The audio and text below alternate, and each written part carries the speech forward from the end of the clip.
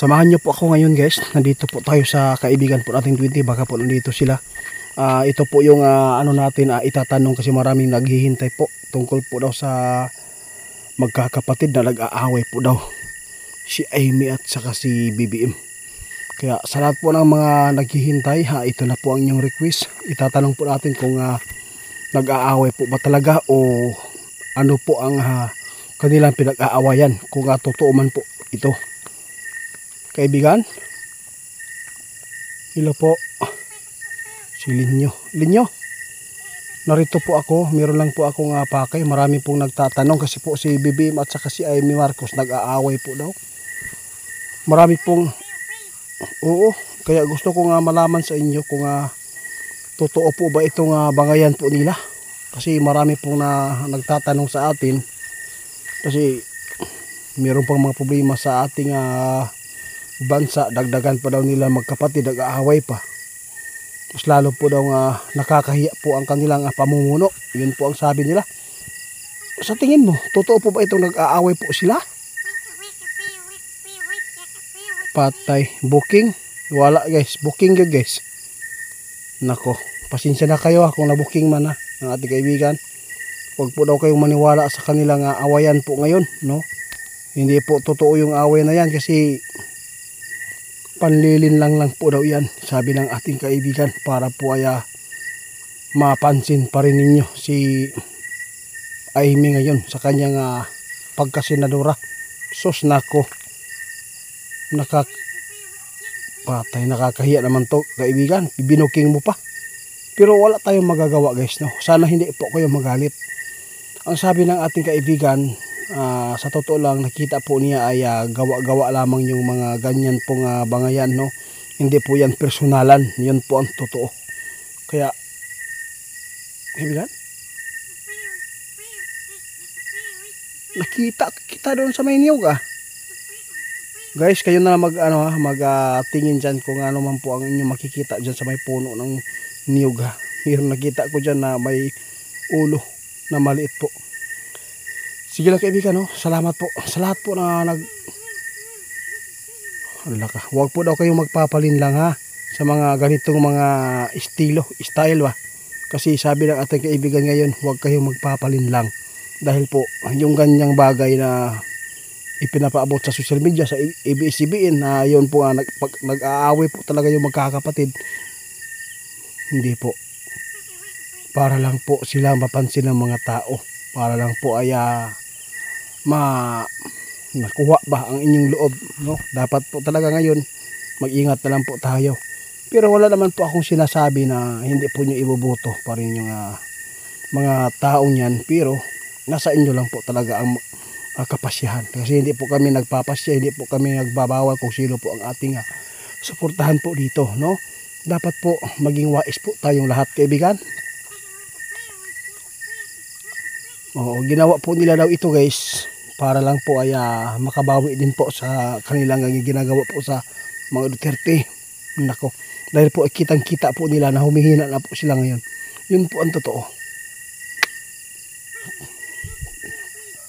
Oo, hindi, walang bawal kung sino po ang ating iboto. Pero nasa inyo lang po kung sino po ang magandang mamumuno dito sa atin.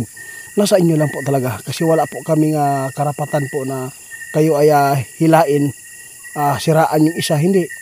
Sa amin kung sino po yung nasa puso nyo, kayo po ang magpapasya. Pero yung sinasabi po ng mga tao na nag-request sa atin na ipatanong, kaya nabulgar na noon, pasensya na po kayo guys, nabulgar po ng ating kaibigan, binuking po ni kaibigan na yung mga yan po ng mga magkakapatid na yan ay hindi po talaga totoo, no? Para lang po ay mapaibig ba si Amy sa mga tao ngayon na lumalayo sa kanya. Kasi nakita na ating kaibigan mula ng si Duterte ay kinakalaban po ng kanilang kapatid na ang ating presidente ay mas lalo po humihina po daw talaga, ang sabi po ng ating kaibigan kanina. Maghintay po kayo marami pang pasabog na magaganap po. Dapat po ay wala po tayong dili ta magpatol, no? Huwag po kayong magko-comment po ng nakakasakit. Yun lang. At saka hindi po tayo pwede na makipag-away dahil lang po sa ating ipinaglaban na ina-idol po natin kung sino po sila, no, di ba? Mas maganda po ay tahimik na lang para wala pong dagdag kaguluhan, kaibigan. Alam po ninyo, malapit na ang eleksyon, kaya marami pong mga nagpapapansin, marami pong nagdrama-dramahan. Oo, kaya pasensya na po kung sino man po yung mag-request sa mga duwende magpatanong, i-request natin pwede natin po itanong po para po mabulgar tulad nito, nabulgar na noon. Wala po daw sila magagawa kasi itinatanong natin, di ba? Kaibigan, salamat po sa inyo.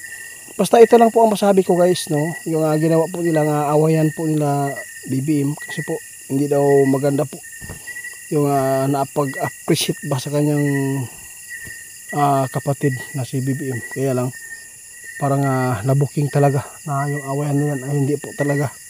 Kasi ipinalabas po lagi doon sa ABS-CBN. Kaya ito, kaya dapat po talaga tayo na magbantay po ngayon sa mga tao na manlilin lang. Kung sino man po yung mga tao na magpapalin lang, wala tayong magagawa din yan. Basta be wise lang po tayo kung sino po ang ating pipiliin po sa halalan. No, alam po natin na yung kabila sila Duterte, alam natin na meron pong mahuhulog dyan, no? Meron pa rin. Kaya mas marami po ang mananalo sa kanila kaysa doon sa kabila. Kaya sa lahat po ng nagtatanong sa no, magpapaabot na lang po tayo kung sino po ang dapat na iboto, no? Kaibigan. Naghingi talaga si kaibigan natin 20 ngayon na patawad po daw kung bakit po daw niya napaabot ito kasi nabigla din lang po siya kanong tinanong natin kung totoo bang nag-aaway kasi marami pong nag-request nito. Grabe. Ganito talaga ang gagawin ng mga tao, no? Kaya lang hindi po malalim ang kanilang drama ba. Parang nabubuking mo kaibigan. Halatang halata po talaga guys, no? Mahirap po talaga na ganito po ang estilo nila. Tapos pang grade 1 ba, dili pang college na mga style para hindi mabuking. Kasi mahirap po talaga magganyan po. Mag-aaway po kayo na ipapakita nyo sa mga tao sa social media. Hindi po talaga karapat-dapat po yan na gawin ninyo magkakapatid po. Kaya salamat kayo po, sana ang ihemplo po ng mga kabataan na magkakaisa tayo para sundin po ang inyong pakay, no? Kung ano po ang ikakabuti po dito sa ating bansa.